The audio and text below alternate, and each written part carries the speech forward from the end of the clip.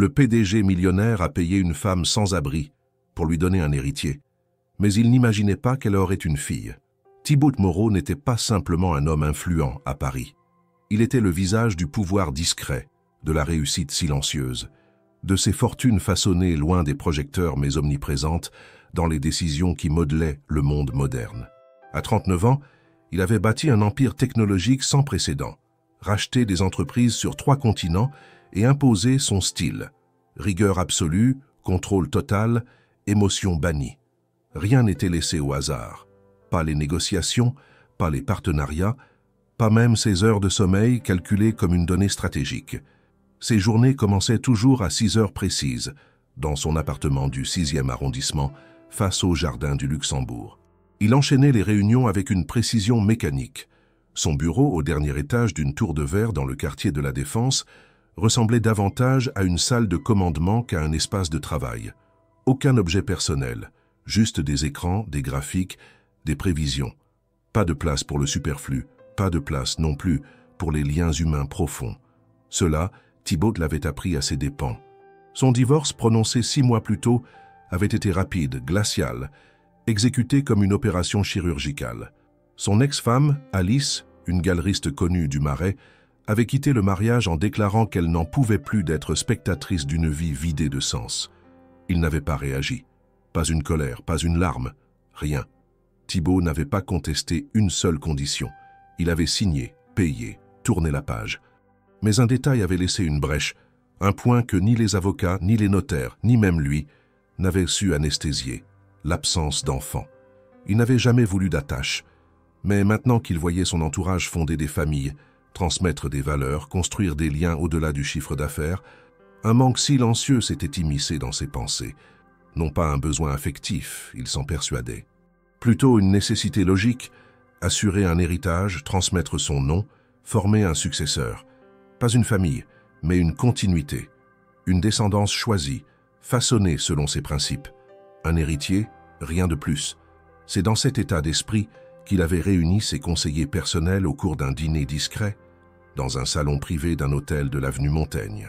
Parmi les invités, un avocat spécialisé en contrats civils internationaux, un médecin de renom habitué aux cliniques privées suisses et une juriste spécialisée en droit de la famille. La question posée par Thibaut était limpide. Existe-t-il un cadre légal pour conclure un accord avec une femme qui porterait mon enfant sans que cela implique un lien émotionnel ni une responsabilité partagée? Les réactions avaient été mitigées. Légalement, tout était question de formulation. Moralement, c'était autre chose. Mais Thibaut n'avait que faire de la morale. Il voulait une solution. Et il l'aurait. Les semaines suivantes furent consacrées à l'élaboration d'un contrat d'une précision extrême. Chaque clause était pensée pour garantir son contrôle total. La future mère recevrait une compensation financière significative. En échange, elle renoncerait à tout droit sur l'enfant. Aucune photo, aucun nom mentionné, aucun lien futur. La grossesse serait médicalement encadrée, dans un logement sécurisé. La naissance aurait lieu en clinique privée. Et dès les formalités administratives terminées, elle disparaîtrait de sa vie, pour toujours. Le plus difficile restait à faire, trouver la femme idéale pour cet arrangement. Il n'était pas question de passer par des agences classiques, trop visibles, trop imprévisibles. Thibaut voulait quelqu'un en marge du système, mais avec une certaine solidité mentale. Quelqu'un qui aurait besoin de cet argent pour reconstruire sa vie, mais sans vouloir s'accrocher à la sienne. Une inconnue parfaite, mais contrôlable. Il avait confié cette mission à une agence discrète, spécialisée dans les dossiers sensibles. Les réponses ne le satisfaisaient pas. Trop de femmes cherchaient autre chose que ce qu'il proposait. Trop d'incertitudes, trop d'instinct maternel. Il refusa dossier après dossier. Jusqu'à cette fameuse nuit, en sortant d'un dîner d'affaires à Montmartre, lorsqu'un détour imprévu allait tout changer. Ce soir-là, il pleuvait fort. Thibaut, imperméable sur mesure et chaussures italiennes, descendait les marches de la butte lorsqu'il aperçut une silhouette recroquevillée sur le trottoir à l'abri sommaire d'un Porsche. Il aurait dû détourner le regard, comme toujours. Mais cette fois, il s'arrêta. Un instant. Il ne savait pas pourquoi. Peut-être à cause de ce regard qu'elle leva vers lui, un regard où brûlait quelque chose de dérangeant. Pas de supplication, pas de peur, une sorte de calme désespéré, une fierté abîmée, mais toujours là. Il repartit sans un mot. Mais quelque chose, en lui, s'était fissuré. Le lendemain, dès les premières lueurs du matin, Thibaut Moreau se leva avec une sensation inhabituelle. Une image persistait dans son esprit comme un résidu d'un rêve qu'on ne parvient pas à dissiper. Le regard de cette femme assise sur le trottoir de Montmartre, trempée mais droite, presque noble dans sa détresse. Il tenta de l'écarter, reprenant ses automatismes matinaux, douche froide, café noir, vérification de l'agenda, lecture rapide des indicateurs financiers. Pourtant, l'image demeurait tenace, s'insérant dans ses pensées comme une anomalie dans un algorithme parfait. Vers 10 heures, après une réunion stérile sur les nouvelles stratégies de déploiement en Asie, Thibaut prit une décision peu commune. Il se dégagea de ses obligations de la journée, prétextant une urgence personnelle. Il n'avait pas de plan défini, simplement une intuition à suivre. Montmartre, en plein jour, semblait bien différent de la veille, les rues pavées baignées de lumière, les artistes installant leurs chevalets, les touristes déjà affairés à photographier chaque recoin. Il marcha lentement, les mains dans les poches, jusqu'au porche exact où il l'avait vue. Elle était encore là, assise sur le même bout de carton, enveloppée dans les mêmes couvertures élimées, les yeux rivés vers l'horizon invisible de la rue. Elle ne le vit pas immédiatement. Il s'approcha silencieusement, s'arrêta à quelques mètres. Lorsqu'elle leva enfin les yeux, ce fut sans surprise, comme si elle l'attendait. Il ne dit rien pendant quelques secondes.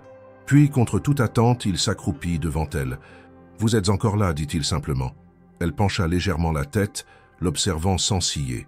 Sa voix, lorsqu'elle répondit, était rauque mais articulée, presque posée. Je n'ai nulle part où aller. Il n'y avait ni plainte ni provocation dans sa réponse. Juste une vérité nue. Thibaut fut déstabilisé par la lucidité dans son ton. Il hésita, se redressa lentement, puis sortit un billet de 100 € de sa veste. Elle baissa les yeux, puis les releva aussitôt. « Ce n'est pas ça que vous cherchez. » Cette phrase, dite sans agressivité, le frappa de plein fouet. Il rangea le billet. Il n'avait aucune idée de ce qu'il cherchait en vérité. Il lui demanda son nom. Elle hésita, puis répondit « Élodie. Élodie Renaud. » Il la remercia, puis partit, sans ajouter un mot. Mais dès le lendemain, il y retourna. Et le jour suivant. Il venait tôt ou tard, selon ses disponibilités. Parfois, il lui apportait un café. Parfois, il ne disait rien. Mais il revenait toujours. Il apprit qu'elle avait 34 ans, qu'elle dormait parfois dans un foyer, parfois dans un squat abandonné derrière la gare du Nord, qu'elle refusait l'alcool, qu'elle lisait encore quand elle en trouvait l'occasion. Un jour, il la trouva avec un vieux volume de Victor Hugo, déchiré, mais lu avec ferveur. Ce détail, insignifiant pour d'autres, fit naître en lui une curiosité nouvelle. Qui était-elle vraiment? Il engagea un enquêteur privé. En 2 jours, il eut un dossier complet. Élodie Renaud, née à Lyon, ancienne professeure de littérature, diplômée avec mention, parents décédés dans un accident de voiture il y a 6 ans, héritage modeste, englouti dans le remboursement des dettes familiales, un licenciement économique, suivi d'une maladie longue et d'une spirale descendante, aucun casier judiciaire, aucun trouble psychiatrique recensé. Simplement une chute brutale et l'incapacité de se relever seul. Thibaut relut le rapport 3 fois. Il n'y avait pas de vice caché, pas de danger. Elle n'était pas instable, simplement brisée. Il réfléchit longuement. Et si elle était celle qu'il cherchait? Pas parce qu'elle correspondait au profil idéal, au contraire, justement parce qu'elle n'avait rien à perdre, parce qu'elle n'attendait rien de lui, parce qu'elle semblait avoir accepté une forme de marginalité, mais sans s'y complaire. Lors de leur prochaine rencontre, il lui proposa un café dans un bistrot voisin. Elle accepta, avec un mélange d'amusement et de méfiance. Ils s'assirent dans un coin discret. Il parla peu, l'écouta beaucoup.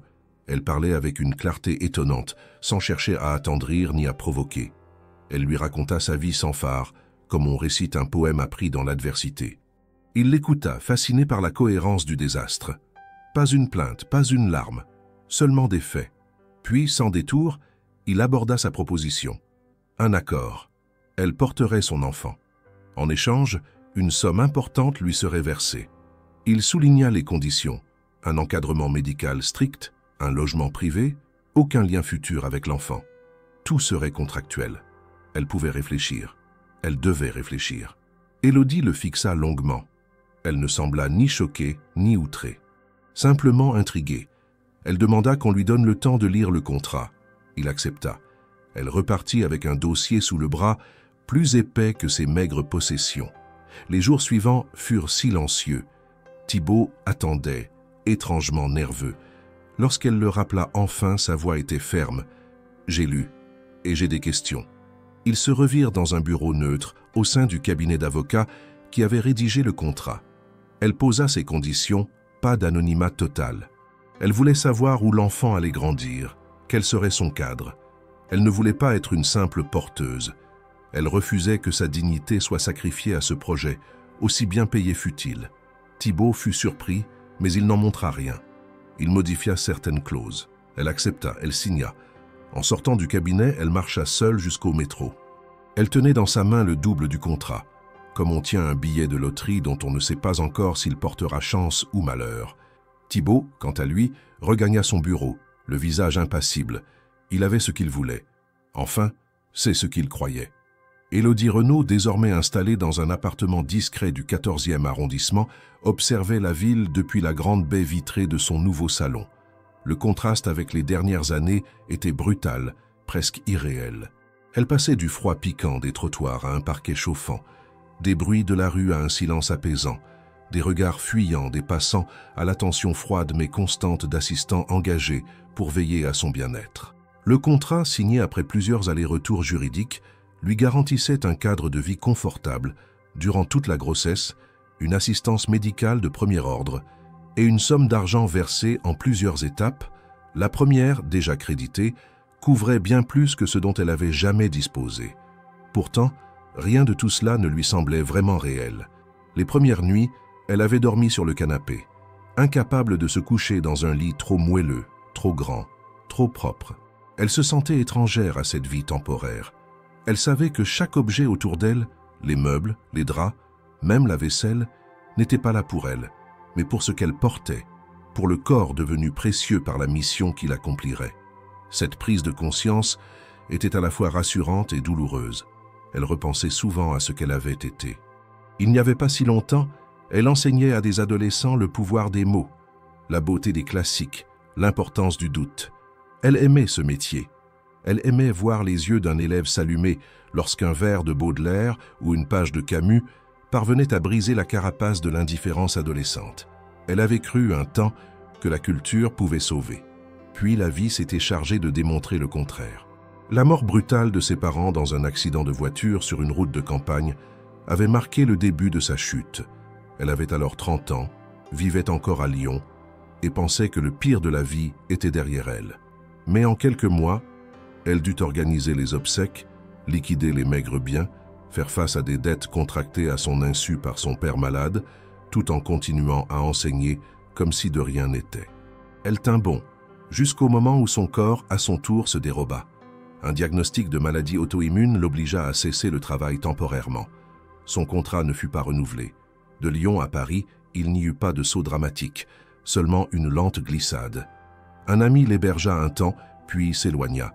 Les petits boulots précaires, les nuits passées à errer entre les gares, les humiliations muettes, les choix impossibles entre un repas et une paire de chaussures.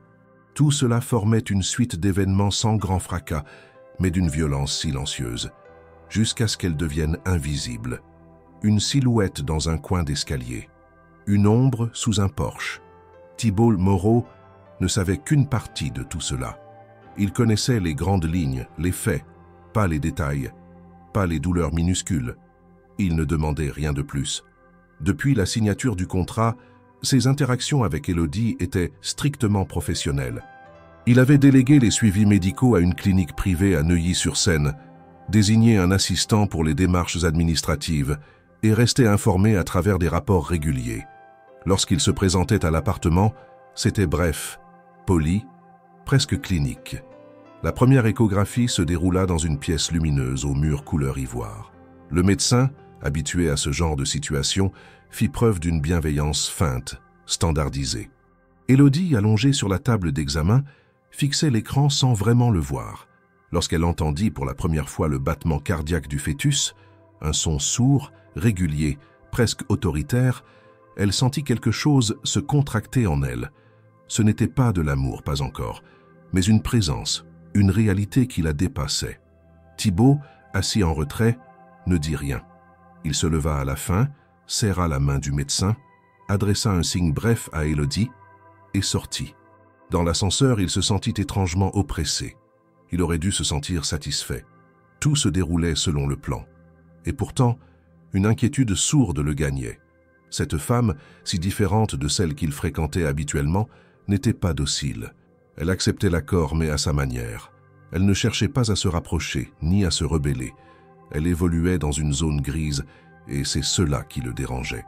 De son côté, Élodie commençait à ressentir les premiers signes physiques. Une fatigue diffuse, une sensibilité accrue aux odeurs, des nausées matinales. Mais surtout, un changement plus subtil. Son corps, longtemps perçu comme un fardeau, devenait un territoire en mutation, porteur de sens. Elle ne s'identifiait pas encore à l'idée de maternité. Ce mot, trop chargé, trop idéalisé, restait à distance. Mais elle ne pouvait nier qu'elle n'était plus tout à fait seule. Elle passait de longues heures à marcher dans les rues de Paris, souvent dissimulée sous un grand manteau. Elle observait les passants, les vitrines, les familles attablées dans les cafés. Elle notait les contrastes, les détails, comme elle le faisait autrefois avec ses élèves. Un jour, elle entra dans une librairie du boulevard Raspail. Elle y resta plus d'une heure, lisant debout, feuilletant des ouvrages de poésie, des essais. Elle finit par acheter un cahier et un stylo. Ce soir-là, elle écrivit pour la première fois depuis des années.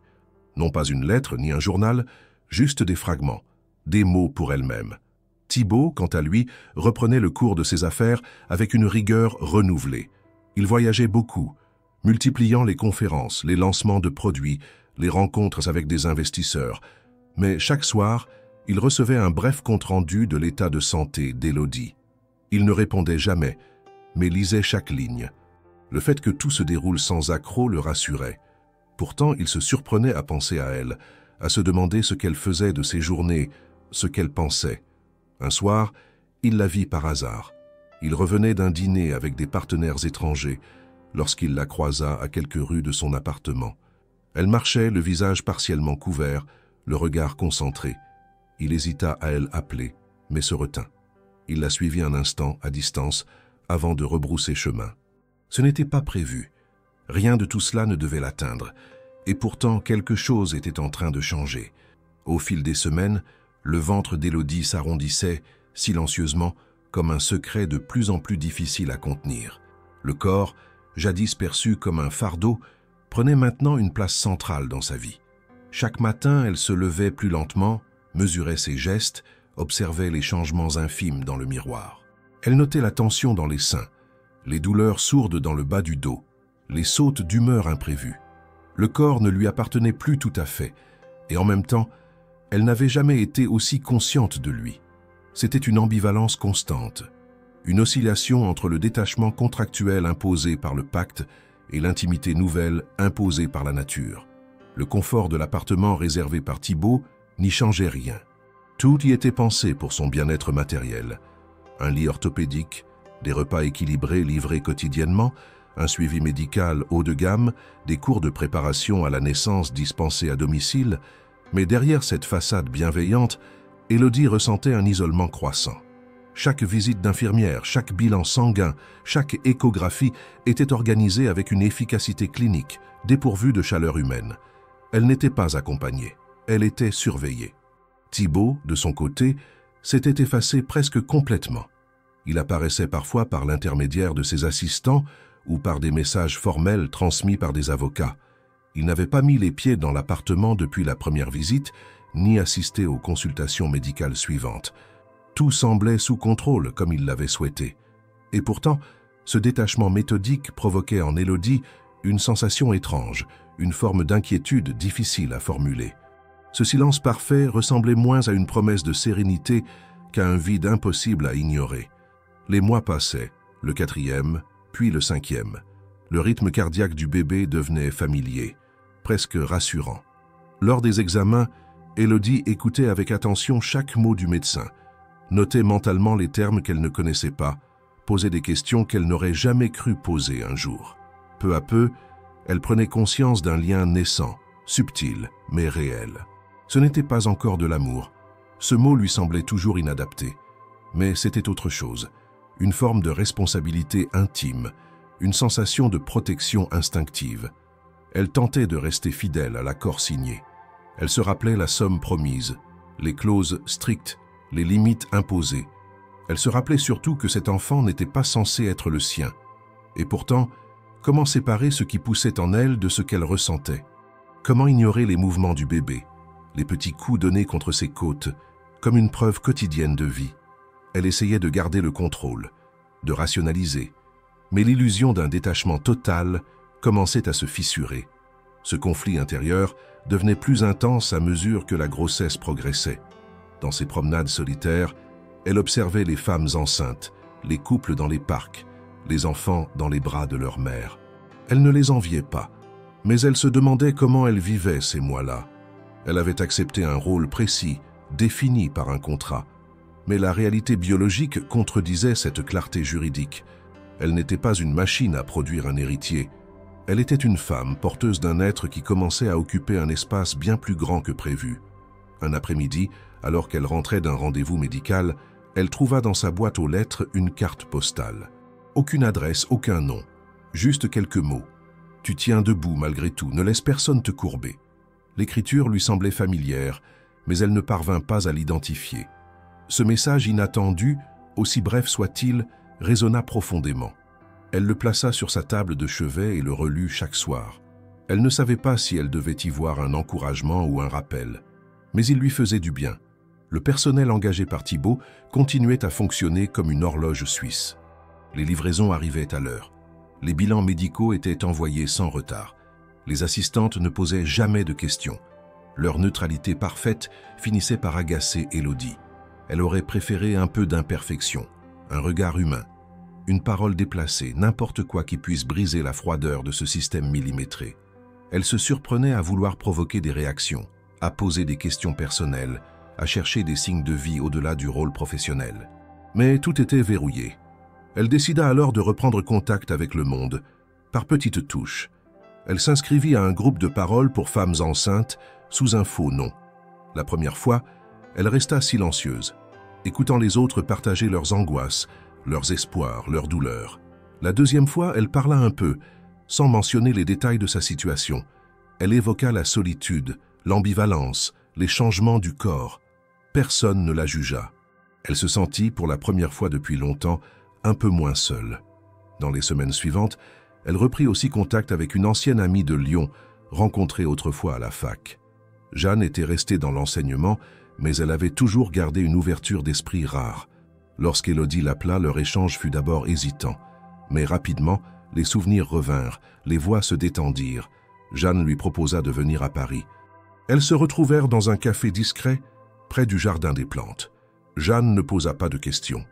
Elle écouta, et c'était exactement ce dont Élodie avait besoin. Après cette rencontre, Élodie comprit qu'elle devait reprendre possession de son histoire.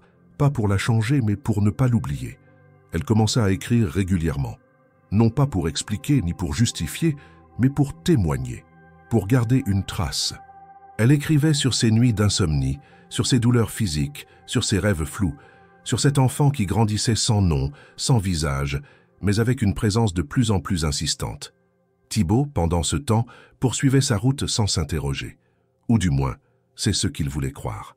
Il recevait les bilans médicaux, signait les documents, validait les virements. Il n'avait jamais voulu voir au-delà. Pour lui, tout cela n'était qu'un processus logistique, une transaction complexe mais maîtrisée. Pourtant, lorsqu'il se réveillait en pleine nuit, sans raison, son esprit retournait parfois à cette femme qu'il avait choisie pour sa capacité à ne pas s'attacher. Et il commençait à se demander si ce critère, à lui seul, suffisait encore. Le jour de la grande échographie, celle du second trimestre, arriva avec une étrange tension dans l'air. Élodie se leva tôt, prépara un thé qu'elle ne but pas, puis resta longtemps devant le miroir de la salle de bain, les mains posées sur son ventre devenu rond et ferme. La grossesse avait franchi un seuil visible, incontestable. Chaque mouvement du bébé se faisait plus net, chaque coup plus affirmé, comme une volonté discrète de marquer sa présence. Elle avait appris à lire les signaux de son corps, à comprendre le rythme de cette petite vie intérieure. Pourtant, ce jour-là, elle se sentait incertaine, presque inquiète, sans raison apparente. Elle n'en parla pas à l'assistante venue la chercher. Elle resta silencieuse durant tout le trajet vers la clinique. Thibaut, pour une fois, avait confirmé sa présence. Il n'avait pas assisté aux examens précédents, mais celui-ci lui semblait crucial. Il voulait savoir. L'enfant qu'il attendait, son futur héritier, serait désormais identifié par son sexe, et cette donnée prendrait une valeur stratégique dans la suite du projet qu'il s'était construit. Le médecin le salua avec le respect dû à son nom, sans poser de questions. Il entra dans la pièce, vêtu de son costume gris anthracite, le regard froid, presque mécanique. Élodie était déjà installée, le ventre découvert, un drap léger posé sur les jambes. Elle tourna brièvement la tête vers lui, un simple signe de reconnaissance, sans chaleur ni hostilité. Thibaut répondit d'un signe discret, puis se posta à côté de l'écran, les bras croisés. L'échographiste, une femme au sourire professionnel, appliqua le gel et commença l'examen. Le silence, entrecoupé seulement par les sons du dispositif médical, fut rapidement rompu par les commentaires techniques de la praticienne. Elle parlait de la position du fœtus, de la clarté nucale, du rythme cardiaque. Elle indiquait les mesures, les rotations nécessaires, la courbure de la colonne, la formation des membres. Élodie, les yeux rivés sur l'écran, suivait chaque mot avec une attention concentrée. Thibaut, lui, ne regardait pas l'image. Il fixait la praticienne, attendant l'information clé, celle pour laquelle il était venu. Lorsque la phrase tomba enfin, elle fut prononcée avec la neutralité d'un professionnel habitué à ce genre d'annonce. « Tout est normal. C'est une fille. » Un silence tomba immédiatement dans la salle. Pas un silence de surprise, mais un de ceux qui naissent quand quelque chose imperceptiblement déraille. Élodie cligna des yeux. Thibaut, lui, resta figé. Il ne dit rien pendant plusieurs secondes. Puis, lentement, il détourna le regard de l'écran. Il se redressa légèrement, recula d'un pas comme si cette simple phrase venait de modifier un équilibre invisible. Il ne fit aucun commentaire, pas un mot, mais le message était clair. L'échographiste, gênée, continua comme si de rien n'était. Elle montra les images du cœur, des reins, du cerveau, parla du développement osseux, de la mobilité et du bon positionnement. Élodie hochait la tête, absente. Thibaut ne posait plus de questions. Il semblait ailleurs dans une équation mentale que la nouvelle venait de compliquer. Quand l'examen prit fin, il quitta la pièce rapidement, prétextant un appel à passer. Il ne revint pas. Sur le chemin du retour, Élodie resta en silence, mais un frisson l'avait parcouru. Ce qu'elle avait vu dans le visage de Thibaut n'était pas de la surprise, encore moins de la joie. C'était un malaise, un rejet presque imperceptible. Comme si la nouvelle de cette petite fille à naître venait contredire tout ce qu'il avait projeté, tout ce qu'il avait planifié. Il voulait un fils. Il ne l'avait jamais dit aussi directement, mais tout, depuis le début, le suggérait. L'idée d'un héritier, d'un successeur, d'un prolongement direct de sa volonté. Un homme comme lui, pas une fille. Cette révélation la poursuivit les jours suivants. Ce qu'elle portait n'était pas simplement un enfant, c'était un corps devenu embarrassant pour celui qui avait payé pour qu'il existe. Elle repensait à la froideur de Thibaut, à sa manière de quitter la salle sans un mot. Elle se demandait s'il allait revenir, s'il allait chercher à modifier l'accord. Et surtout, elle ressentit pour la première fois une émotion nouvelle, une forme de colère douce, intérieure, mais très réelle. Pas contre lui seulement, mais contre ce système tout entier qui l'avait réduite à une fonction, à une enveloppe, à une prestataire de maternité. Elle se surprit à caresser son ventre avec plus de douceur, comme pour signifier à cette petite fille qu'elle n'avait rien à se reprocher. Elle n'était pas une erreur ni une déception. C'était un être humain en devenir, avec ses propres rythmes, son propre mystère. Élodie se mit à lui parler à voix basse, le soir, allongée dans son lit. Des mots simples, parfois des phrases sans queue ni tête, parfois juste un souffle.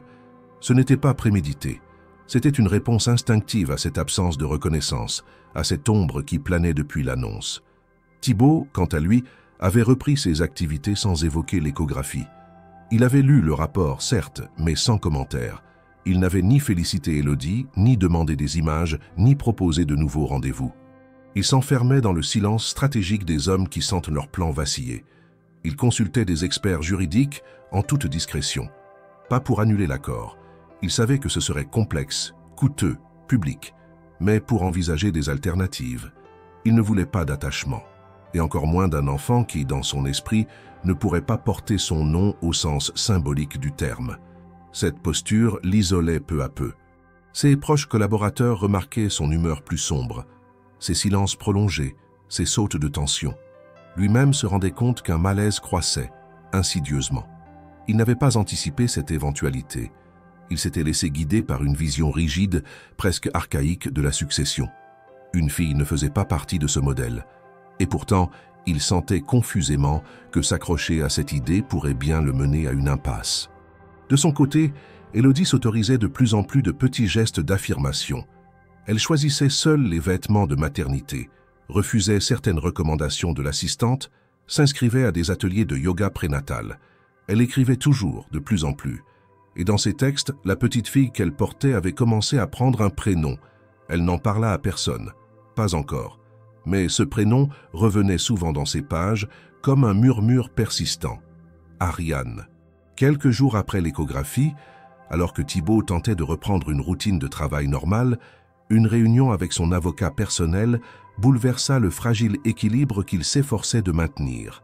Le rendez-vous, prévu à l'origine pour discuter d'un rachat d'entreprise en Asie du Sud-Est, dévia brusquement lorsque Maître Dumesnil, un homme aussi précis que discret, lui tendit un dossier contractuel accompagné d'un simple commentaire. « Il y a une formulation problématique. » Thibaut leva les yeux, agacé. Le juriste poursuivit. Dans plusieurs clauses du contrat signé avec Mademoiselle Renaud, le terme utilisé est systématiquement « fils » au singulier et au masculin. Cela pourrait créer une faille juridique. Le mot résonna lourdement dans la pièce. Thibaut prit le document et relut rapidement les passages indiqués.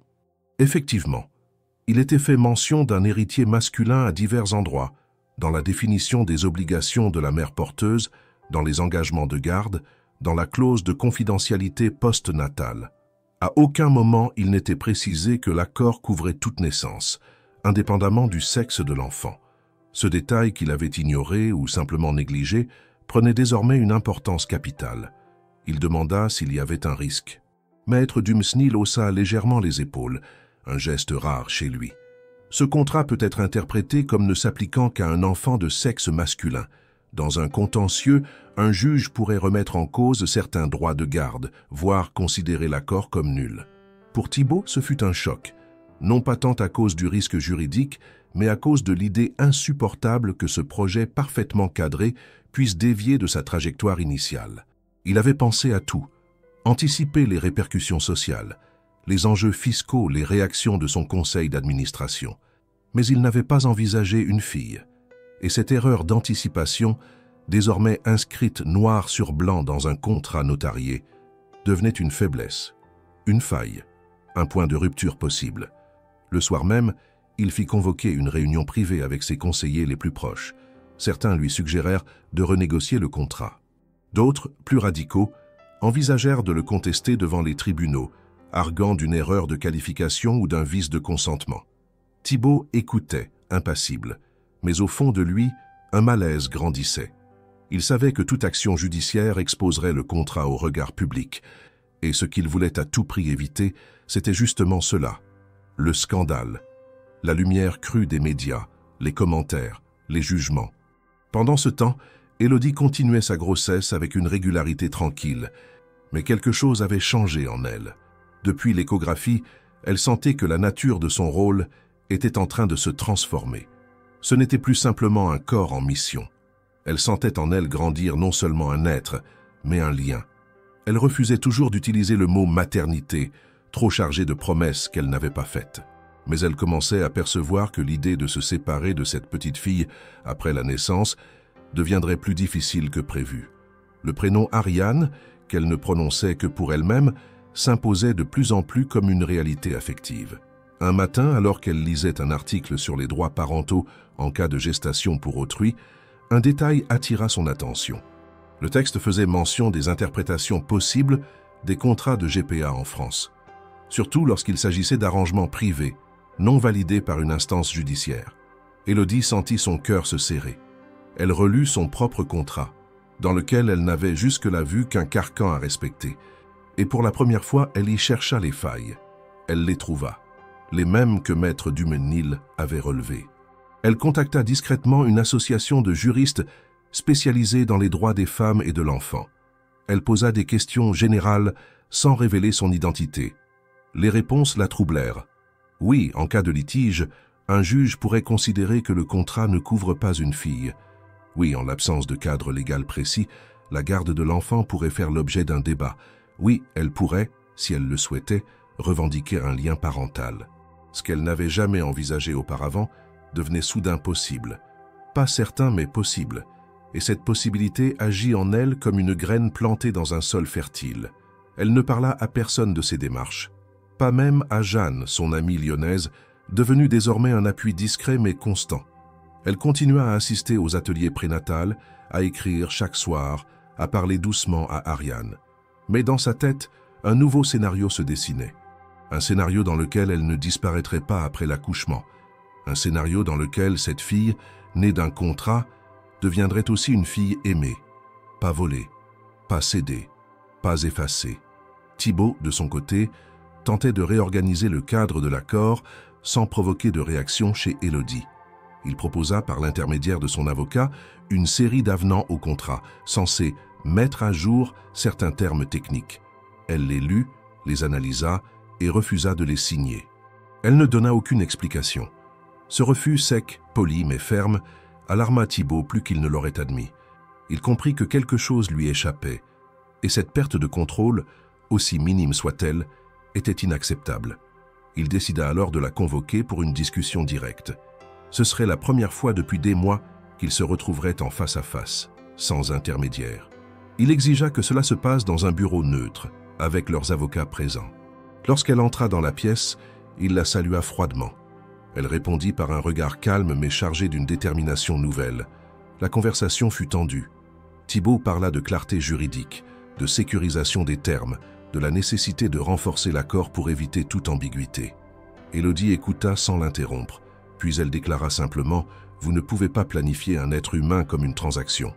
Le silence fut glacial. Elle se leva, déclina poliment l'offre de renégociation et quitta la pièce. Thibaut, seul avec ses conseillers, resta figé.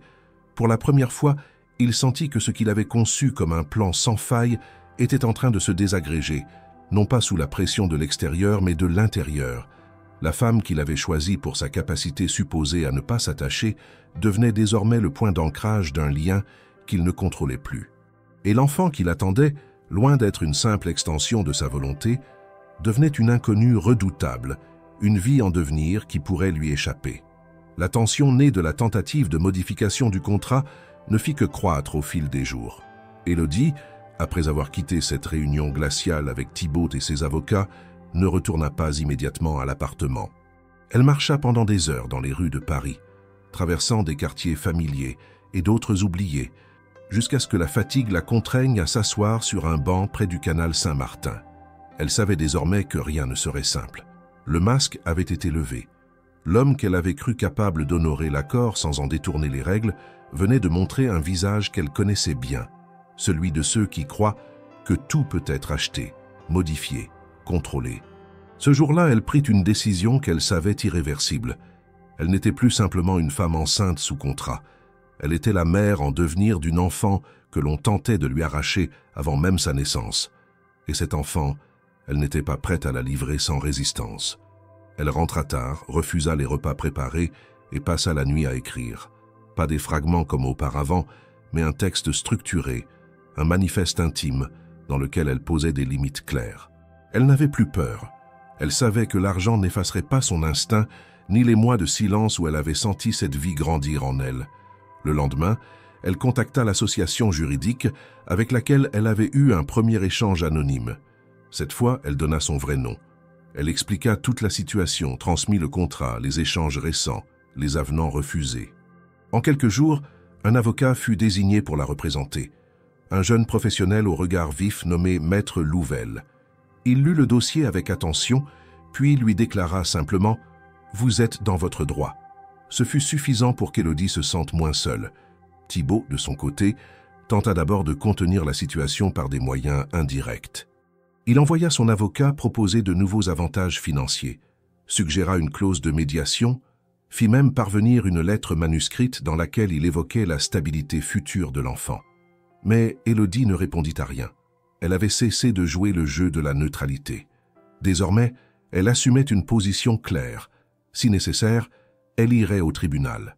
Elle ne laisserait pas cette petite fille devenir un objet de pouvoir ou un trophée génétique. Ce revirement prit Thibaut de court. Il n'avait pas prévu que la femme qu'il avait sortie de la rue, celle qui avait signé sans poser de conditions apparentes, puisse se transformer en adversaire. Il considérait toujours avoir été généreux, équitable, presque humaniste dans son approche. Il n'avait jamais crié, jamais forcé. Il s'était contenté de proposer, de formaliser, de rémunérer. Et pourtant, cette femme le défiait désormais, non pas avec violence, mais avec une conviction silencieuse qui le déstabilisait bien plus. Ce fut à cette période qu'Élodie commença à fréquenter un groupe de soutien pour futures mères en situation de vulnérabilité. Le groupe était animé par une sage-femme retraitée, Claire Morin, dont la voix douce contrastait avec la fermeté des propos. Les femmes se retrouvaient chaque semaine dans une salle prêtée par une mairie d'arrondissement, partageant leurs histoires, leurs peurs, leurs espoirs. Élodie ne raconta pas tous les détails de son histoire, mais suffisamment pour que les autres comprennent l'essentiel. Elle y trouva du réconfort, de la sororité, mais aussi une force nouvelle, celle de ne plus être isolée. C'est à travers ce groupe qu'elle fit la rencontre d'Amina, une jeune femme passée par un parcours similaire mais dans un autre cadre. Ensemble, elles commencèrent à échanger, à réfléchir à ce que signifiait être mère en dehors des normes sociales, loin des modèles imposés. Ces discussions, profondes, quotidiennes, permirent à Élodie de renforcer sa position. Elle n'était pas en guerre contre Thibaut. Elle était en guerre contre une logique qui faisait d'une vie une propriété. Un matin, elle convoqua elle-même une réunion. Elle exigea que Thibaut y soit présent, sans intermédiaire. Il accepta, poussé par une curiosité mêlée d'agacement. Lorsqu'il entra dans la salle, il la trouva debout, calme, droite. Elle prit la parole avant qu'il ne puisse dire un mot. Elle lui rappela les termes du contrat initial, sa propre bonne foi, les mois de coopération, les examens, le respect du cadre. Puis elle le regarda droit dans les yeux et déclara « Cette fille, je vais la mettre au monde, mais ne croyez pas une seule seconde que je vais disparaître ensuite. » Thibaut tenta de réagir, de rétablir une forme d'autorité, mais elle le coupa. « Vous avez voulu éviter les émotions, les attachements, les complications. Vous avez planifié un enfant comme on planifie un projet d'entreprise. Mais vous avez oublié une chose, les êtres humains ne se laissent pas réduire à un schéma. Cette fille n'est pas un produit. Elle n'est pas une extension de votre nom, ni une pièce de votre héritage. Elle est une vie. Et moi, je suis celle qui l'a portée, nourrie, protégée. Vous pouvez proposer ce que vous voulez, mais je ne me tairai plus. » Il comprit alors qu'aucune somme d'argent ne suffirait à la faire reculer. Élodie n'était plus une inconnue recrutée pour une mission. Elle était devenue une femme engagée dans une bataille intime, et chaque jour qui passait renforçait sa détermination. Thibaut quitta la salle sans un mot. Il savait qu'il venait de perdre la main. Dans les semaines suivantes, Élodie poursuivit sa préparation à l'accouchement. Elle accepta l'aide logistique fournie par les assistantes, mais elle choisissait désormais ce qu'elle voulait garder ou refuser. Elle imposait ses horaires, refusait certaines consultations jugées inutiles, réorganisait les visites. Elle ne cherchait pas le conflit, mais le contrôle. Son corps, sa vie, son choix. La grossesse atteignait désormais son 8e mois. Le bébé était bien positionné et actif, en bonne santé. Les médecins estimaient que l'accouchement pourrait se faire sans complications majeures. Élodie, de son côté, se préparait à tout. Elle avait discuté avec son avocat des scénarios possibles, des démarches à suivre, des recours à engager si nécessaire. Mais surtout, elle avait préparé une lettre pour sa fille. Une lettre qu'elle n'avait pas encore décidé de remettre, mais qui était là, dans un tiroir, pliée avec soin. Elle y parlait de dignité, de choix, de liberté. Elle y racontait une histoire sans fioriture, celle d'une femme tombée puis relevée, non pas par miracle, mais par décision. Et à la fin, elle écrivait ceci. « Tu n'es pas né d'un amour, ni d'un hasard. Tu es né d'un contrat, c'est vrai. Mais à partir d'aujourd'hui, tout ce qui viendra ne dépendra que de nous. » Le calme précaire qui s'était installé autour de la grossesse d'Élodie fut brutalement brisé une semaine avant le terme prévu. Un matin, en allumant la radio pendant qu'elle préparait une infusion dans sa cuisine, elle entendit son propre nom prononcé dans un ton grave. Ce fut d'abord une hésitation, un doute fugace, puis une certitude glaçante. On parlait d'elle et de Thibault. La présentatrice évoquait une enquête exclusive du journal Le Paris Matin, révélant qu'un grand dirigeant d'entreprise, resté anonyme dans l'édition papier pour raisons juridiques, aurait passé un contrat avec une femme sans domicile fixe pour porter son enfant en échange d'une somme importante. Les détails s'accumulaient, l'âge de la femme, la ville, les circonstances, les clauses du contrat, tout concordait. C'était leur histoire, exposée publiquement, sans leur nom mais avec assez d'éléments pour que les cercles informés puissent les reconnaître. Élodie resta figée. Le mug chaud qu'elle tenait trembla légèrement dans sa main. L'information s'était propagée. Quelqu'un, quelque part, avait parlé. Peut-être un employé, un assistant, un membre du personnel médical. Peut-être même une source proche du conseil d'administration de la société de Thibault. Peu importait. La digue avait cédé. L'intimité contractuelle qu'il avait tenté d'imposer s'effondrait sous le poids d'un scandale national. Dans les heures qui suivirent, les notifications commencèrent à s'accumuler sur les téléphones. Les sites d'actualité furent submergés de commentaires, de suppositions, de jugements. Des chroniqueurs télé s'emparèrent du sujet, chacun y allant de son opinion. Pour certains, Thibault était un monstre froid ayant tenté de monnayer la maternité d'une femme vulnérable.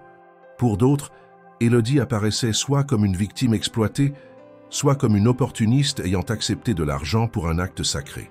Aucun discours n'était neutre. Tout devenait passionnel, clivant. Dans l'après-midi, le nom de Thibault fut révélé. Le site Actualité 24 publia un article agrémenté de photos, de déclarations d'anciens collaborateurs anonymes, de captures d'écran supposées tirées d'échanges internes. On évoquait un projet personnel d'héritage, une démarche de reproduction sous contrôle, une instrumentalisation de la misère. La tempête médiatique était totale. Thibault, depuis son bureau à la Défense, reçut la nouvelle avec une stupeur d'abord contenue, puis une colère froide. Il convoqua en urgence son équipe de communication de crise, ses avocats, ses responsables en relations publiques. Il exigea une réponse immédiate. Plusieurs options furent envisagées. Démentir en bloc, reconnaître une erreur de jugement, attaquer le journal pour diffamation. Mais rien ne semblait suffisant pour stopper la marée montante. Les réseaux sociaux s'enflammaient. Des hashtags accusateurs se multipliaient. Des personnalités publiques prenaient position. Le débat était lancé sur les chaînes d'information continues, dans les éditoriaux, dans les cafés, dans les salons. La France entière semblait vouloir un avis sur la question. Élodie, pendant ce temps, avait été mise à l'abri par l'association qui la soutenait. Son appartement fut jugé vulnérable à la presse. Elle fut discrètement transférée dans une résidence temporaire, gardée confidentielle. Elle ne donnait aucune interview. Son avocat, Maître Louvel, fit une déclaration brève mais ferme, dénonçant l'exposition médiatique illégale de sa cliente et rappelant que cette affaire concernait une grossesse privée, juridiquement encadrée. Mais cela ne suffisait pas. Le battage médiatique s'intensifiait à mesure que le jour de l'accouchement approchait. Des figures publiques prirent la parole. Une députée écologiste dénonça l'exploitation des femmes précaires. Un ancien ministre défendit le droit à une parentalité alternative. Des juristes débattirent sur les plateaux télévisés de la validité morale et légale de tels contrats. Des féministes exprimèrent leur indignation face à une marchandisation du corps féminin. Des religieux de divers courants s'insurgèrent contre ce qu'ils voyaient comme une atteinte à la dignité humaine. Thibault, malgré la pression, refusa de parler. Il s'enferma dans un mutisme stratégique. Il savait que chaque mot serait disséqué, chaque phrase interprétée. Mais ce silence alimentait aussi les critiques. On l'accusait d'arrogance, de fuite, de lâcheté. Certains actionnaires de sa société commencèrent à exprimer leur inquiétude. La réputation de son groupe, pourtant éloigné de toute activité liée à la parentalité ou à la médecine, se trouvait ternie par association. Les journalistes fouillaient dans ses anciennes déclarations, ses rapports d'entreprise, ses choix personnels. Chaque aspect de sa vie devenait un terrain d'attaque. Élodie, quant à elle, se sentait tiraillée. D'un côté, elle était épuisée, envahie, mise à nu.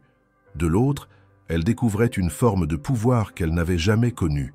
Son histoire, qu'on avait voulu enfermer dans un contrat strict, devenait un symbole, un sujet de société, une référence dans les débats nationaux. Cela la dépassait, mais cela l'armait aussi. Elle n'était plus une inconnue dans l'ombre d'un arrangement. Elle était une femme visible, entendue, même si ce n'était pas par choix. Le 9e mois avançait. Les contractions devenaient plus fréquentes. Le corps se préparait à l'épreuve finale. Élodie se concentra sur l'essentiel. Se reposer, s'alimenter, protéger sa fille. Elle refusait de lire les articles, mais ses avocats l'informaient des grandes lignes.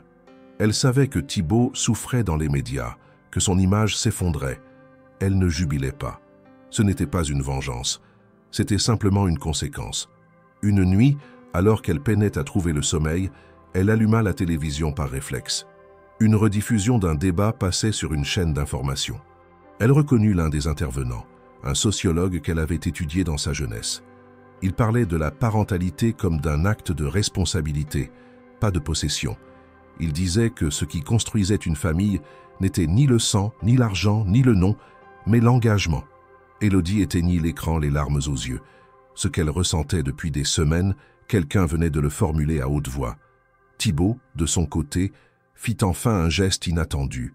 Il demanda à son avocat de transmettre à Élodie un courrier manuscrit, une lettre simple, sans artifice. Dans cette lettre, il ne parlait pas de droit, ni de garde, ni de contrat. Il parlait de troubles, de décalage, de ce qu'il n'avait pas su anticiper. Il écrivait qu'il comprenait désormais que l'enfant à naître ne pouvait être réduit à un projet. Il ne demandait rien. Il reconnaissait seulement s'être trompé sur l'essentiel. Élodie lut la lettre plusieurs fois. Elle ne répondit pas. Mais pour la première fois depuis des mois, elle sentit que quelque chose avait changé. Pas dans les médias, pas dans les discours, dans le cœur de celui qui avait voulu tout contrôler. Le silence qui suivit ne fut pas une absence, ce fut une attente. La dernière avant que tout ne bascule.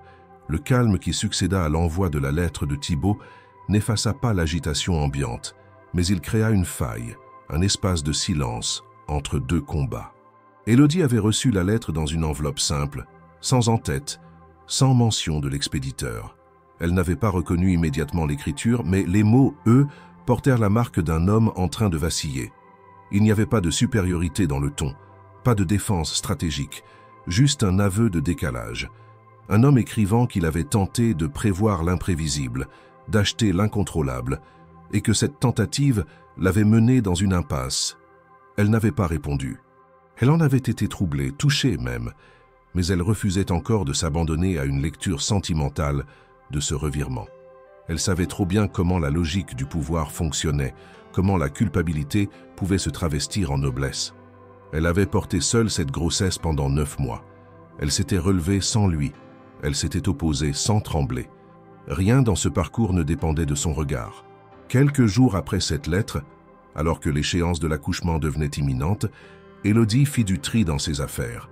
La résidence temporaire dans laquelle elle se trouvait commençait à lui sembler étroite, provisoire, comme un entre-deux qui l'empêchait de se projeter.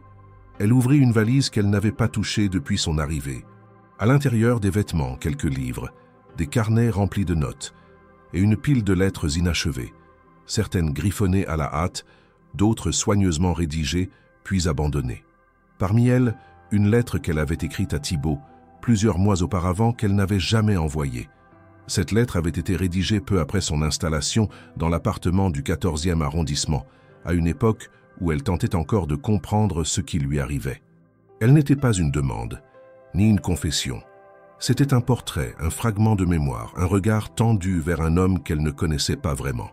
Elle y racontait son enfance, les dimanches passés à lire dans le salon de ses parents, les longues promenades en forêt avec son père, les récitations de poèmes dans sa chambre, les rêves de devenir professeur.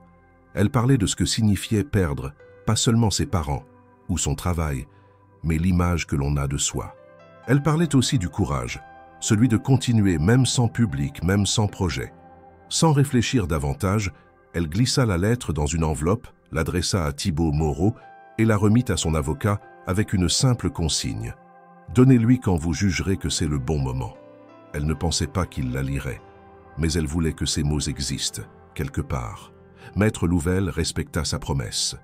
Il remit la lettre à Thibault, 3 jours plus tard, après une nouvelle réunion houleuse avec les avocats de la partie adverse.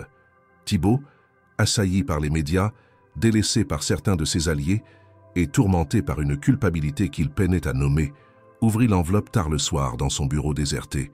La première page le surprit. Ce n'était pas une mise en garde, ni une plainte. C'était un récit, intime, vibrant, sans affectation. À mesure qu'il lisait, il découvrait une femme bien différente de celle qu'il avait classée comme une candidate pratique, une variable de son projet parental. Il découvrait une fille qui grandissait entre les livres et les silences, une adolescente passionnée par la langue française, une jeune adulte blessée par le monde sans cesser de lui chercher du sens. Il lut comment elle s'était battue, seule, pour garder une dignité dans un monde qui la méprisait. Il lut qu'elle ne l'avait jamais vue comme un monstre, mais comme un homme enfermé dans ses propres limites. Et surtout, il lut la phrase qui lui resta dans l'esprit longtemps après avoir refermé la lettre. Il faut parfois accepter d'être fragile pour comprendre ce que c'est que d'aimer. Il relut la lettre 3 fois sans bouger, puis il la rangea dans son tiroir, à côté des documents juridiques.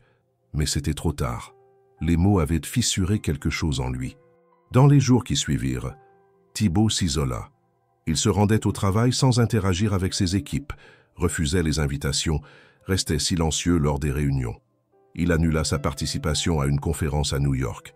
Ses associés, inquiets, le pressaient de réagir publiquement, mais il ne répondait plus. Son silence devenait une nouvelle stratégie, ou peut-être une forme de retrait. Il relisait la lettre d'Élodie chaque soir, comme pour y chercher un mode d'emploi de lui-même. Élodie, de son côté, se concentrait sur l'essentiel. Elle avait cessé de suivre l'actualité, de consulter ses avocats quotidiennement, de répondre aux sollicitations. Elle préparait sa valise pour la maternité, relisait ses carnets, peaufinait son texte pour Ariane. Elle savait que l'accouchement était proche. Son corps le disait à sa manière. Les nuits devenaient plus courtes, les douleurs plus vives, la fatigue plus constante. Mais elle n'avait plus peur. Elle n'était pas seule. Pas dans le sens traditionnel du terme, mais dans un autre plus profond. Elle s'était retrouvée. Un après-midi, alors qu'elle marchait lentement dans le parc Montsouris, elle s'arrêta près d'un banc. Une jeune mère y était assise avec sa fille de 3 ou 4 ans. L'enfant jouait avec une poupée, riant aux éclats, pendant que la mère la regardait avec tendresse. Élodie ne les observait pas avec envie, mais avec une forme de paix. Elle n'avait jamais rêvé de ce rôle. Elle ne s'y projetait pas. Et pourtant, ce qu'elle voyait là ne lui semblait plus étranger. Elle pouvait désormais envisager cette possibilité sans panique, non comme une mission, mais comme une suite, une continuité.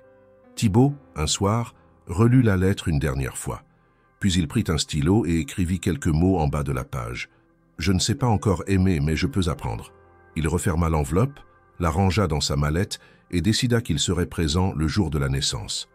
Pas en propriétaire, pas en maître du jeu, juste en homme peut-être pour la première fois depuis très longtemps.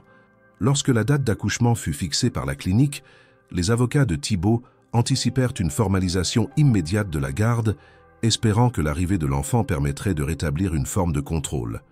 Mais Élodie, soutenue par Maître Louvel, déposa une requête auprès du tribunal de grande instance de Paris. Elle souhaitait une audience préalable pour statuer sur la parentalité, les droits, la filiation. L'affaire, déjà brûlante dans les médias, prenait désormais une dimension juridique dont personne ne pouvait prédire l'issue. L'audience fut programmée d'urgence, compte tenu du caractère imminent de la naissance. La convocation imposait la présence des deux parties. Ni Élodie ni Thibault ne pouvaient s'y soustraire. Le matin du rendez-vous, Paris semblait suspendu. Les abords du palais de justice étaient surveillés, les journalistes installés à bonne distance, des policiers filtrèrent les entrées. Élodie, accompagnée de Jeanne et de son avocat, entra par une porte secondaire. Elle portait une robe sobre, une écharpe légère, son ventre haut et tendu. Thibault arriva 1 heure plus tard, seul, vêtu d'un costume sombre. Aucun mot ne fut échangé avant l'ouverture de l'audience. L'atmosphère dans la salle était tendue, les bancs vides à l'exception des représentants légaux. Un juge aux traits fins, précis, présidait l'affaire. Il consulta longuement le dossier, lut à haute voix les demandes de chaque partie. D'un côté, une demande de garde exclusive et de reconnaissance en tant que seul parent légal. De l'autre, une demande de garde partagée, appuyée par une argumentation juridique inédite. Le juge demanda d'abord à Maître Dumesnil, l'avocat de Thibault, de résumer sa position. L'homme parla de contrat, de prévoyance, d'accords signés en connaissance de cause. Il rappela les versements effectués, le respect scrupuleux des conditions par son client, la volonté de protéger l'enfant d'un environnement instable. Il insista sur la dangerosité de bouleverser un cadre aussi structuré, surtout dans une affaire aussi sensible. Puis, ce fut au tour de Maître Louvel. Il évoqua la dignité, l'évolution des rapports humains au cours de la grossesse, la jurisprudence européenne sur la reconnaissance du lien parental-maternel dans les cas de gestation non médicalement assistée. Il parla surtout de l'enfant à venir, de son droit à connaître ses origines, à grandir dans une relation équilibrée avec ses deux parents. Élodie, interrogée par le juge, répondit sans hésitation. Elle dit qu'elle ne regrettait pas d'avoir accepté ce contrat, qu'elle l'avait fait en conscience, mais que la réalité biologique et émotionnelle ne pouvait être gommée par une simple feuille de papier. Elle affirma n'avoir jamais voulu exclure Thibaut de la vie de sa fille, mais qu'elle refusait désormais de s'en exclure elle-même. Elle parla posément, sans colère ni accusation, mais avec une clarté désarmante. Elle expliqua qu'elle ne se battait pas pour elle, mais pour la petite fille qui allait naître, et pour le respect de ce qu'elle représentait. Une vie, pas une possession. Thibaut, quand son tour vint, se leva lentement. Le juge lui demanda s'il maintenait sa demande de garde exclusive. Il ne répondit pas tout de suite. Le silence s'étira. Tous les regards étaient tournés vers lui. Il regarda brièvement Élodie, puis baissa les yeux vers ses mains. Lorsqu'il prit enfin la parole, sa voix était calme, posée, mais différente de celle à laquelle ses associés, ses avocats, ses collaborateurs étaient habitués. Il dit qu'il avait initié ce projet avec la volonté de transmettre quelque chose, de prolonger une ligne, un nom, une logique. Il avoua avoir agi sans considérer la profondeur humaine du processus. Il reconnut qu'il avait vu Élodie comme un vecteur, un moyen, sans imaginer qu'elle deviendrait une présence essentielle dans l'histoire qu'ils étaient en train d'écrire. Puis il déclara, contre toute attente, qu'il ne souhaitait plus la garde exclusive. Il retira sa demande en direct devant le juge. Il demanda à ce que le tribunal considère une solution de partage, un schéma où chacun aurait sa place. Pas dans la perfection, mais dans le respect. Il conclut en disant qu'il avait compris une chose essentielle. On ne peut pas forcer une paternité. On peut seulement l'accueillir. Un silence stupéfait suivit cette déclaration. Même Maître Dumesnil semblait déstabilisé. Le juge demanda une suspension. 15 minutes plus tard, l'audience reprit. Il annonça qu'une conciliation allait être organisée avant toute décision définitive. Une médiatrice familiale serait nommée. D'ici là, un protocole provisoire serait mis en place dès la naissance de l'enfant, garantissant les droits des deux parties de manière égale. En quittant la salle, Élodie sentit un poids s'alléger. Elle n'avait pas gagné. Elle n'avait pas perdu. Mais quelque chose venait de basculer. Thibaut ne chercha pas à lui parler. Il ne tenta pas de rattraper le geste par des mots. Mais son regard, lorsqu'ils se croisèrent à la sortie, n'était plus celui d'un homme en position de force. C'était un regard fatigué mais sincère. Les jours suivants furent silencieux. Plus de lettres, plus d'échanges officiels. Élodie fut ramenée à sa résidence où elle entra dans la dernière ligne droite. Les contractions commencèrent la veille de l'accouchement prévu. À l'aube, elle fut admise à la clinique accompagnée de Jeanne. Le personnel, informé de la situation, fit preuve d'une discrétion admirable. L'équipe médicale suivait une procédure neutre, sans parti pris. Thibaut arriva dans l'après-midi. Il ne demanda pas à entrer dans la salle d'accouchement. Il resta dans la salle d'attente, lisant les nouvelles du jour, repensant à tout ce qui avait précédé ce moment. Il ne savait pas ce qu'il ressentirait à la naissance. Il n'attendait rien. Il ne projetait plus. Il voulait seulement être là. À 18h20, une infirmière vint le chercher. Elle lui dit simplement « Elle est née. Tout s'est bien passé. » Il se leva, marcha lentement. Et ce fut à ce moment-là que la réalité le frappa. Il était père, mais pas comme il l'avait prévu. Il était père d'une petite fille dont il ignorait encore tout, d'une enfant née non pas de la stratégie, mais de la rupture, d'un effondrement nécessaire, d'une décision qu'il n'avait pas dictée, une décision qu'il avait enfin acceptée. Les premiers jours après la naissance d'Ariane furent marqués par un silence dense, un temps suspendu entre la fatigue physique, les gestes mécaniques et les émotions encore trop vastes pour être nommées. Élodie, allongée dans la chambre blanche de la clinique, tenait sa fille contre elle comme si le monde extérieur n'avait plus d'importance. Le visage de l'enfant, encore froissé par la naissance, semblait contenir toute la vérité qu'on avait tenté de fuir durant des mois. Cette vie n'était pas un projet, encore moins un produit. C'était un commencement nu, fragile, irrévocable. L'équipe médicale respectait scrupuleusement les consignes de confidentialité, limitant les visites, filtrant les appels, tenant à distance les journalistes qui rôdaient toujours autour du bâtiment. Thibault n'avait pas demandé à voir l'enfant tout de suite. Il restait à l'écart, se tenant informé par le personnel de la clinique, recevant les bulletins de santé avec une rigueur professionnelle, mais sans demander à franchir la porte de la chambre. Ce n'était pas de la lâcheté, mais un recul volontaire. Il savait qu'il ne pouvait pas entrer dans cette histoire comme s'il y avait encore un plan à suivre. Il avait renoncé à sa demande de garde exclusive, mais cela ne suffisait pas à effacer les mois de contrôle, d'indifférence, de calcul. Il avait compris que ce qu'il voulait offrir désormais ne pouvait être imposé. 3 jours après la naissance, une médiatrice familiale désignée par le juge à la suite de l'audience organisa une première rencontre. Elle se déroula dans une pièce sobre au sein même de la clinique, sans avocat, sans documents, sans microphone. Élodie arriva la première, les traits tirés mais le regard calme. Thibault entra quelques minutes plus tard, vêtu simplement, sans attache et case ni téléphone. Il s'assit face à elle. Il ne dit rien pendant un moment. Puis il la regarda et murmura « Comment va-t-elle » Ce furent les premiers mots directs qu'il lui adressait depuis la lettre. Élodie répondit « Elle est calme, curieuse. Elle nous regarde comme si elle comprenait tout. » Le silence retomba, plus doux. La médiatrice les invita à formuler, chacun à son tour, leur vision de ce qui pouvait être construit pour l'avenir. Thibault fut le premier à parler. Il ne lut rien, ne cita aucun article de loi, ne fit référence à aucun droit. Il dit qu'il avait longtemps cru qu'un enfant devait porter un nom, une direction, une forme.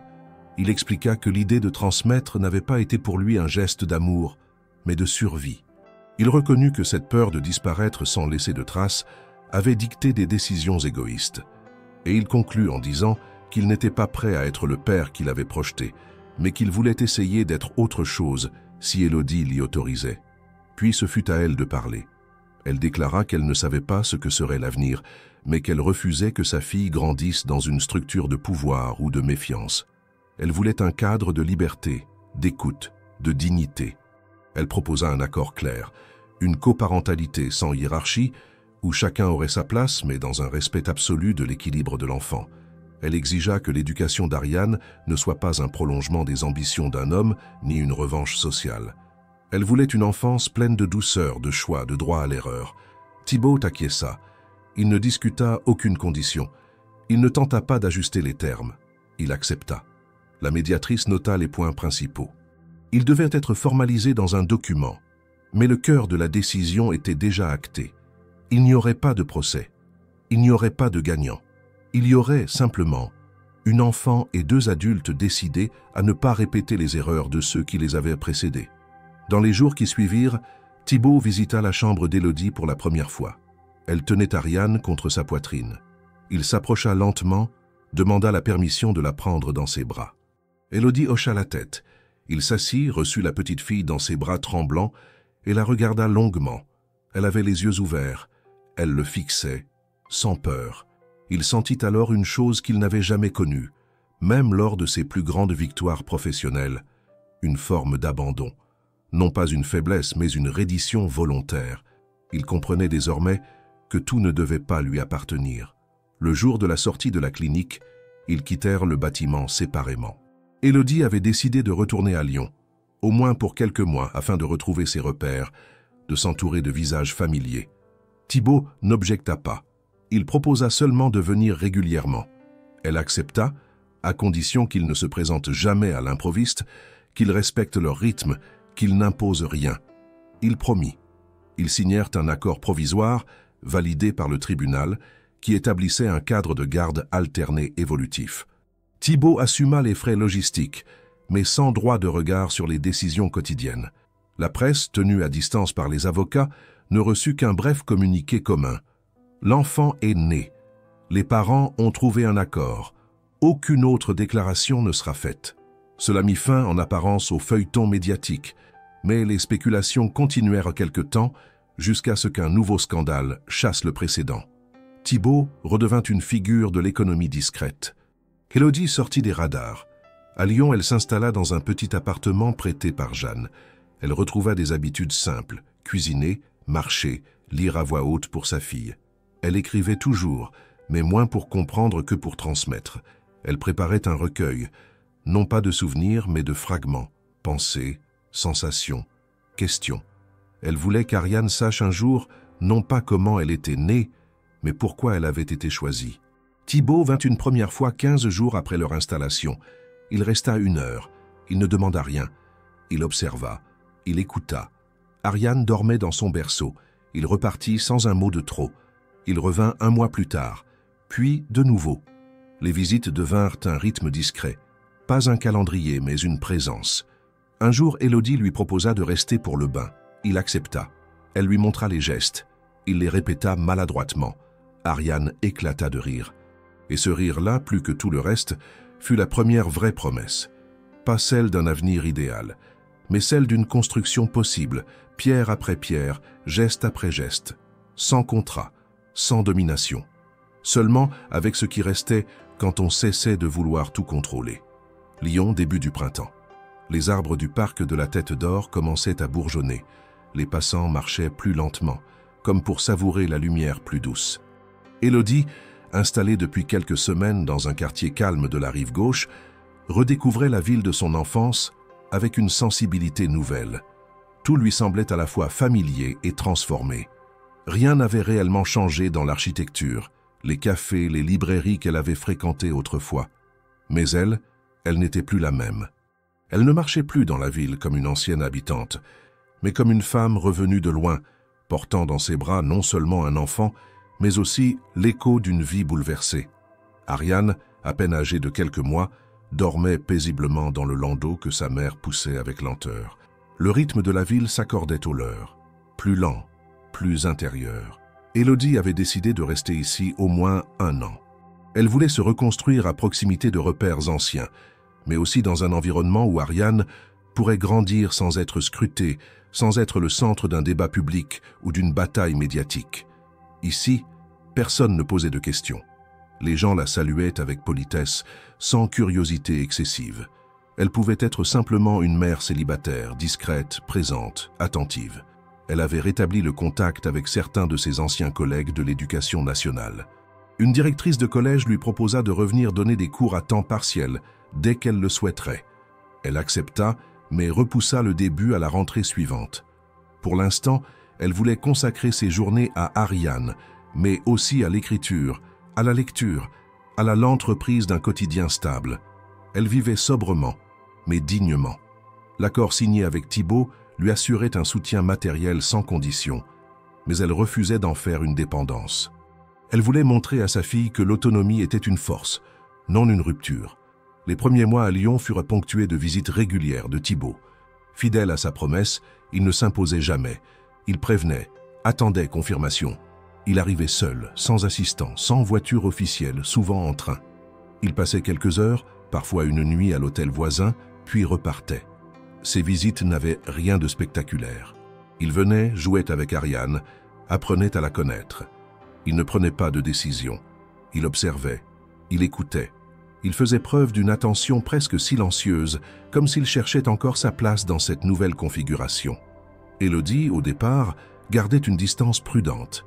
Elle n'ouvrait pas grand la porte, ne partageait que l'essentiel. Mais peu à peu, la méfiance cessa d'être nécessaire. Thibaut ne cherchait pas à revenir sur ce qui avait été décidé. Il ne revendiquait rien. Il se tenait là, simplement, parfois maladroit, souvent ému, toujours présent. Ariane semblait le reconnaître dès les premières secondes de chaque visite. Elle souriait, tendait les bras, babillait dans un langage encore mystérieux. Et dans ces moments-là, Élodie sentait quelque chose d'étrange naître entre eux. Non pas une complicité de couple, mais une entente douce, fluide, respectueuse. Un jour, alors qu'ils partageaient un déjeuner improvisé dans la petite cuisine d'Élodie, Thibaut lui demanda « Tu es heureuse ici ?» Elle ne répondit pas immédiatement. Elle regarda autour d'elle, son appartement modeste, les jouets éparpillés, la chaise haute, les livres entassés sur une étagère bancale. Puis elle dit simplement « Je suis libre, et ça me suffit ». Il ne répondit rien, mais hocha lentement la tête. De son côté, Thibaut poursuivait ses activités professionnelles, mais avec une intensité différente. Il avait délégué davantage. Il avait refusé une série de contrats internationaux qui auraient nécessité des absences prolongées. Il avait rejoint un programme de mentorat pour jeunes entrepreneurs, un engagement plus humain, moins lié à la performance brute, et surtout, il avait commencé à financer, anonymement, des projets d'accompagnement pour femmes en situation de précarité. Il n'en parla jamais à Élodie, ni à personne d'autre. Ce n'était pas un rachat de conscience. C'était une forme de prolongement de ce qu'il avait appris, malgré lui. Un après-midi, Élodie proposa à Thibaut de les accompagner pour une sortie au musée. C'était une première. Jusque-là, les moments partagés étaient toujours intimes, à domicile. Ils poussèrent le landau jusqu'au musée des Beaux-Arts, flânèrent entre les galeries, s'arrêtant devant une sculpture de Camille Claudel. Ariane dormait profondément. Ils parlèrent peu, mais le silence n'était pas pesant. Il était habité, complice. À la sortie, Thibaut dit « Je ne sais pas comment j'ai vécu avant elle ». Élodie, sans le regarder, répondit « Moi non plus ». Les saisons passèrent. L'été apporta une chaleur douce, les balades en fin de journée, les rires d'Ariane qui apprenait à se retourner, à babiller, à répondre à son prénom. Élodie reprit quelques heures de cours, laissant Ariane à une nourrice choisie avec soin. Thibaut vint passer 2 semaines entières à Lyon, logé non loin. Ils n'habitaient pas ensemble, mais ils partageaient plus, des décisions, des repas, des silences. L'enfant devenait le centre d'un monde qu'ils construisaient à 3, sans s'enfermer dans les schémas traditionnels. Un jour, Élodie trouva Ariane assise au milieu du salon, un livre entre les mains. Elle ne savait pas encore lire, bien sûr, mais elle tournait les pages, concentrée, appliquée. Élodie s'agenouilla près d'elle, l'observa, puis sourit. Elle pensa à son propre père, à ses dimanches dans la bibliothèque familiale. Elle se demanda ce que deviendrait Ariane, ce qu'elle choisirait de devenir, quelle liberté elle défendrait. Elle ne voulait pas écrire son avenir. Elle voulait seulement qu'elle sache que le passé avait été une construction, pas une prison. Le soir venu, Thibaut leur lut une histoire. Sa voix, d'abord hésitante, trouva un rythme. Ariane, blottie entre eux deux, s'endormit au milieu d'une phrase. Thibaut referma le livre, la regarda, puis dit à Élodie « J'ai passé ma vie à créer des systèmes parfaits. Elle me montre que je n'en ai plus besoin. » Élodie répondit « Parce qu'elle est réelle, et que le réel ne suit aucun plan. » Lyon était devenu leur point d'ancrage, leur terrain neutre. Pas une terre de réconciliation, car ils n'avaient jamais été en guerre, mais un espace de coexistence, de maturation, de transformation. Ni l'un ni l'autre ne cherchait à définir ce qu'ils formaient. Il n'y avait pas de nom pour cela, pas de case. Seulement une trajectoire nouvelle, née du chaos, nourrie par l'acceptation et entretenue par la volonté de ne pas répéter les erreurs du passé. Et pendant qu'Ariane grandissait, le reste du monde poursuivait sa course. Mais pour eux, chaque jour à Lyon valait comme une victoire discrète, celle d'avoir refusé la facilité du renoncement et choisi la complexité vivante d'un lien en perpétuelle construction. Você diz, proximo tópico, não se esqueça do mínimo de 5, 15 caracteres combinados em cada parte. Não faça repetições, não coloque emoji e nem subtópicos. Honre a quantidade pedida de caracteres. Em hipótese alguma, faça menos de 5. 500 caracteres, isso é extremamente importante. Não use gastar mensagens falando o que fará na próxima mensagem. Escreva no idioma que pedi. Não quero misticisme. Narrador viral. Disse, partie 13. L'héritage qui ne tient pas dans un contrat. 5 ans ont passé depuis la naissance d'Ariane. Lyon, en ce début d'automne, est parcouru par un vent léger qui fait tourbillonner les feuilles dans les cours d'école. À cette heure de la journée, les rires des enfants résonnent entre les murs épais des bâtiments scolaires. Dans une cour bordée d'arbres, Ariane court après une camarade, les cheveux en bataille, les joues rouges, les yeux clairs fixés sur un ballon qu'elle essaie d'attraper. Elle n'a aucune idée du passé qui l'entoure, du chemin que ses parents ont dû emprunter pour qu'elle grandisse ainsi, libre, protégée, aimée. Élodie est assise sur un banc en retrait, un livre à la main, mais le regard perdu sur les mouvements de sa fille. Elle ne lit pas vraiment. Elle observe, elle capte les détails, elle enregistre silencieusement ce moment. Chaque geste d'Ariane lui rappelle que tout cela aurait pu ne pas exister. Chaque rire, chaque course, chaque mot prononcé par cet enfant est une victoire sur le fatalisme, sur les systèmes, sur l'idée que la vie doit suivre un plan prédéfini. Elle n'a jamais regretté sa décision, pas une seule fois. Elle a douté, elle a vacillé, mais elle a tenu bon. Et aujourd'hui, elle regarde sa fille comme on contemple une œuvre imparfaite mais vivante, impossible à dominer, mais toujours à aimer. Thibaut arrive un peu plus tard, comme prévu. Il est resté fidèle à son engagement, être là, sans jamais forcer sa place. Ariane court vers lui, se jette dans ses bras. Il la soulève, la fait tournoyer, puis la serre contre lui avec une tendresse qu'il ne savait même pas posséder autrefois. Il ne parle plus d'héritier. Ce mot a disparu de son vocabulaire. Ariane n'est pas là pour hériter d'un empire. Elle est là pour vivre sa vie, faire ses choix, tracer sa propre voie. Il a conservé une place dans sa vie professionnelle, mais elle n'est plus centrale. Il a quitté la direction de sa multinationale 2 ans plus tôt, préférant s'impliquer dans des projets de développement social, des fondations éducatives, des structures de soutien à la parentalité. Il ne cherche pas la rédemption. Il veut simplement être utile autrement. Ses interventions publiques, lorsqu'il accepte d'en faire, sont sobres, mesurées, débarrassées de l'arrogance d'autrefois. Il parle peu d'Ariane, par choix. Il la protège, il l'écoute, il l'accompagne. Entre lui et Élodie, la relation a trouvé son équilibre. Ils ne sont ni en couple ni séparés. Ils sont les 2 piliers d'une structure mouvante, vivante, adaptée à la réalité de leur fille. Ils communiquent souvent, prennent les décisions ensemble, s'accordent sur les rythmes, les vacances, les besoins d'Ariane. Il y a des tensions parfois, des désaccords, mais ils n'ont plus besoin d'un juge, d'un contrat ou d'un médiateur pour les gérer. Ils se respectent, tout simplement. Ariane, elle, grandit dans un univers où l'amour ne prend pas de forme unique. Elle sait que ses parents vivent dans 2 maisons différentes, qu'ils n'ont pas les mêmes habitudes, les mêmes histoires. Mais elle n'a jamais ressenti de manque. Elle ne connaît pas les détails du passé, pas encore. Elle sait que sa maman a été professeure, qu'elle l'est redevenue. Elle sait que son papa aide des gens, qu'il voyage parfois, mais qu'il revient toujours. Elle sait que l'un comme l'autre l'aime d'une manière qui ne se mesure pas en gestes spectaculaires, mais en présence constante. Élodie a repris sa place dans le monde de l'enseignement. Elle donne des cours à mi-temps dans un collège du centre de Lyon. Elle anime aussi un atelier d'écriture pour jeunes filles en difficulté. Elle n'a pas cherché à faire de son histoire un exemple. Elle n'a publié aucun livre, donné aucune interview. Elle a choisi le silence non par peur, mais par fidélité à ce qu'elle est. Une femme qui a vécu une fracture, mais qui a choisi de la réparer de l'intérieur.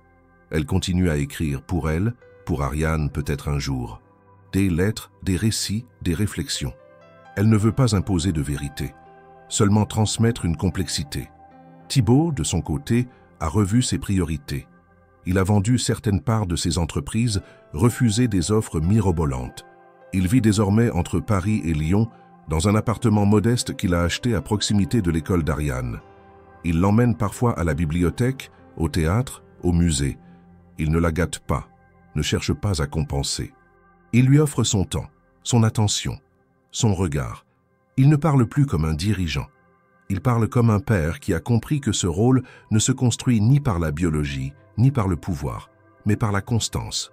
Un jour, alors qu'ils revenaient tous 3 d'un pique-nique improvisé sur les quais du Rhône, Ariane demanda innocemment « Est-ce que vous étiez amoureux avant ?» La question prit les adultes de court. Élodie répondit la première « Non, mais on a appris à s'aimer autrement. » Thibaut ajouta « Ce qui compte, c'est qu'on t'aime tous les 2, très fort. » L'enfant sourit, satisfaite de la réponse, puis retourna jouer avec des cailloux au bord de l'eau. Pour elle, l'essentiel était là, pas dans le passé, pas dans les origines, mais dans la certitude que personne ne l'abandonnerait. Le soir, après avoir couché Ariane, Thibaut resta un moment dans le salon d'Élodie. Ils ne parlaient pas beaucoup de ce qu'ils avaient traversé. Ce n'était pas nécessaire. Le silence entre eux était désormais un espace de paix, non de tension. Il regarda les murs, les photos, les dessins d'enfants accrochés çà et là. Il dit simplement « Elle ne sait rien de ce que ça a coûté. Et c'est tant mieux. » Élodie répondit « Elle saura un jour. Mais ce ne sera plus une dette. Ce sera juste une histoire. » Ils se regardèrent, puis se dirent bonne nuit sans embrassade, sans effusion, comme 2 alliés ayant traversé une guerre qu'ils ne veulent plus nommer. Dehors, la nuit tombait doucement sur Lyon. Les lampadaires s'allumaient un à un, les fenêtres se fermaient, les bruits s'estompaient. Dans la chambre, Ariane dormait profondément. Elle rêvait peut-être d'un ballon qui vole, d'un jardin, d'un livre ouvert. Et pendant ce temps, le monde continuait de tourner, avec ses règles, ses contrats, ses logiques. Mais dans ce coin discret de la ville, une vérité simple s'imposait. L'héritage le plus précieux n'est pas celui qu'on inscrit dans un testament, ni celui qu'on protège par la loi. C'est celui qu'on construit à la main, jour après jour, dans les gestes les plus simples. Un regard, une histoire lue à voix basse, une promesse tenue sans parole.